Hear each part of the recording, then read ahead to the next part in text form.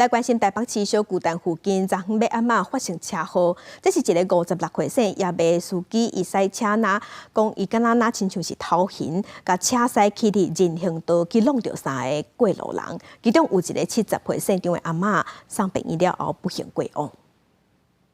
南京东路4段117号前发生自小客车冲撞行人交通事故，造成2名伤者轻伤，1名伤者送医后急救无效死亡。那驾驶初步检视酒精浓度为0，全案依过失致死罪移送地检署后续侦办。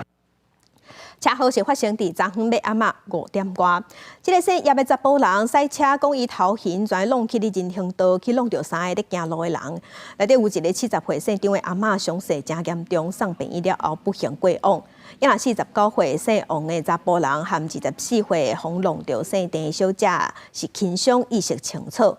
警方有做酒测，初步排除这个赛车驾驶有啉烧酒，不过详细乃会出车祸的原因，还阁继续调查。